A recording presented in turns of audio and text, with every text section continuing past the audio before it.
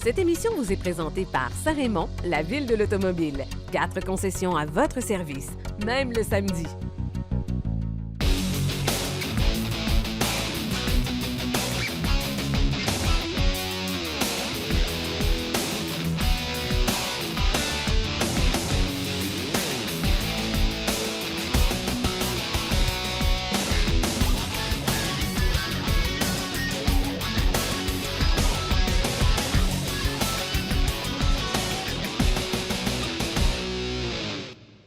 Bienvenue à Virage. Aujourd'hui, à l'émission, nous allons vous parler du Mitsubishi Eclipse Cross. On va aussi tester sur piste la Kia Stinger.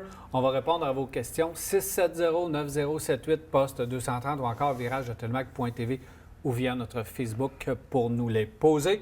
Et on va aussi s'entretenir avec Jessie Caron du CA Québec.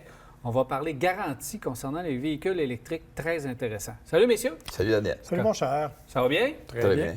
Alors, nous avons en studio l'Eclipse Cross chez Mitsubishi. On ne reviendra pas sur le nom, là. Je suis assez fâché qu'on ait utilisé le nom Eclipse pour le sport utilitaire. Ça n'a rien à voir avec le véhicule, là. Ça n'a rien à voir avec le véhicule. Mais moi, je ne voulais pas qu'on utilise le nom, donc on n'en parlera pas. Moi, c'est pas la partie du nom qui me dérange le plus, je te dirais. C'est l'autre partie? Mais moi, c'est l'Eclipse. Moi, c'est l'Eclipse qui me dérange. Alors... moi, il me reste quoi, Mitsubishi? C'est ça. Bien, peut-être que tu aimes le nom, Jacques, mais on a choisi un nom assez particulier pour le véhicule, alors qu'on aurait peut-être dû mieux le fondre dans la masse, parce que si on s'attarde aux véhicules propres, si on regarde le design intérieur et extérieur, le rendement général du véhicule, effectivement, il faut outrepasser le nom. Oui, tout à fait d'accord. C'est, à mon avis, bon, il faut que je dise dès le départ, je ne suis pas un fan du Outlander. Fait que pour moi, ça, c'est le meilleur Mitsubishi qui est offert actuellement sur le marché. C'est un véhicule qui est de bon format, qui a une bonne taille, qui a un design assez particulier, qu'on a pris le temps de raffiner, même s'il y a des défauts, là. Tu sais, la partie arrière qui est faite en haillons, qui coupe carré, bien, ça a l'inconvénient d'avoir en plein milieu l'aileron, qui est aussi en plein milieu du miroir, évidemment, quand tu regardes, donc qui nuit considérablement à la visibilité. Et Honda nous est arrivé avec ça, puis on criait au génie. Certaines personnes criaient au génie. C'est ça. Ouais, c'est pas tout à fait vrai, le génie. Je suis obligé de vous rappeler. Vous faites exprès, hein? L'Aztec était comme ça aussi. L'Aztec était comme ça, donc tu es habitué à conduire une voiture de ce genre-là. Il y a quand même quelques années, là, mes goûts ont évolué depuis. Alors, tout ça pour dire que c'est des véhicules, donc, qui sont... cet élément-là, c'est des véhicules qui sont généralement assez contestés. Donc, on a quand même préservé ça. Ça donne un beau look de l'extérieur. De l'intérieur, c'est un peu dérangeant. Par contre, la partie avant, et surtout que là, on a la version, la Black Edition, qui est noir sur noir avec du chrome. Honnêtement, on a fait un très, très beau travail au niveau esthétique. C'est vrai. C'est vrai qu'au niveau de l'esthétique, ça paraît très bien. Et comme tu dis, au niveau de l'haillon arrière, c'est la partie qui dérange peut-être le plus, parce que quand on monte à bord, tout l'environnement du conducteur ou du passager, bien, c'est quand même intéressant. Et c'est une belle amélioration qui a été apportée, moi, je considère, comparativement à ce qui se faisait chez Outlander, par exemple. Ben oui, mais le format du véhicule, si on regarde l'esthétique, il est superbe. Oui. L'intérieur a la même chose parce qu'on a un intérieur complètement différent de ce qu'on retrouve ailleurs du côté de chez Mitsubishi. Je peux-tu rappeler l'espèce de pavé tactile? Bien, c'est ça que j'arrivais à ça. Ils ont mis un pavé tactile complètement inutile. La proximité de l'écran tactile fait en sorte qu'on n'a pas besoin de toucher au pavé, mais on voulait amener un petit élément de nouvelle technologie. Ça m'a fait me souvenir de certains mots que je pensais avoir oubliés, là, pour avoir essayé de l'utiliser. Qui est assez cute. Mais parle-moi du rendement général du véhicule, parce qu'on a une nouvelle motorisation. Oui, bien en fait, c'est ça. C'est un moteur 4 cylindres, 1,5 litres turbo, 152 chevaux. On pourrait penser que c'est pas tout à fait assez puissant, 152 chevaux, mais objectivement, il fait tout à fait le travail. Surtout qu'on s'entend, là. C'est pas un véhicule qui est conçu pour faire du hors-route extrême, même s'il y a le Super All-Wheel Drive Control. Ça a l'air d'une annonce, mais c'est le système de rouage intégral, le SAWC, qui vraiment est extrêmement efficace, qui est rapide, qui répond bien.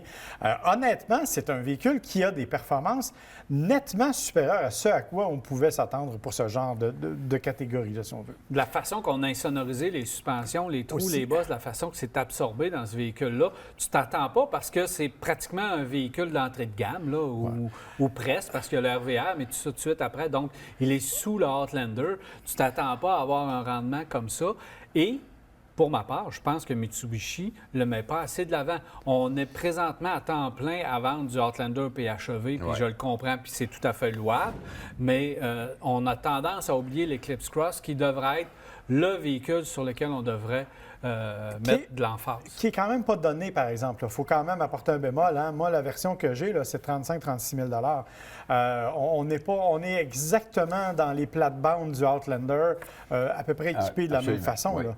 On n'est pas très loin de ce qui se fait. Par contre, tu as raison. Moi, tu m'offres le choix entre les deux, je vais choisir ça, même si l'espace arrière est un peu moins grand, un peu moins haut, évidemment, à cause du design. Dans l'ensemble, l'intérieur est beaucoup plus moderne, le style est plus moderne. C'est ça. Oui. Moi, j'aime bien mieux ça. Bon, on n'en voit pas sur la route. Moi, je n'ai croisé un, puis je pense que c'est la semaine dernière que je n'ai croisé un. On n'en voit jamais. Il n'y a aucune publicité qui est faite vis-à-vis ce véhicule-là. Tout le monde pousse, comme vous dites, là, sur le Outlander. Outlander, puis la qualité de fabrication, les matériaux, l'assemblage. Vraiment, ils ont fait un véhicule très sérieux. Très sérieux, bien garanti.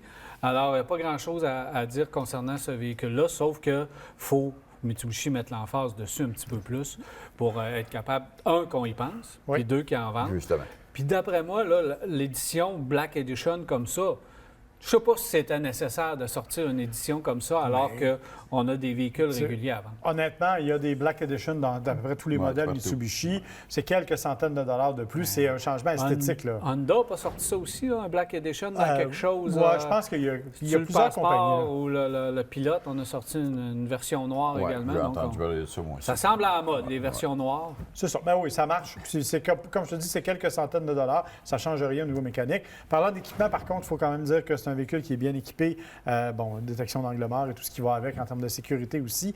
Donc, c'est honnêtement un véhicule qui est plus qu'honnête, en fait, pour le prix et qui, comme tu le dis, mériterait qu'on lui accorde un peu plus d'attention. Moi, je sais bien que je vais être le premier à vous dire que même quand on me demande des recommandations, jamais je pense de le recommander. Et pourtant, quand je l'ai conduit, c'est la deuxième fois là, que je prends le volant de ce véhicule-là pour quelques jours. Puis à chaque fois, je suis étonné de la vigueur avec laquelle il se déplace.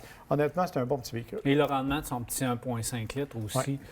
Qui fait le travail, puis tout ça alimenté par une bonne garantie, parce que les petits moteurs turbo sont sous haute surveillance présentement par l'émission. Oui. Donc, d'avoir une garantie reliée à ça, c'est toujours bon.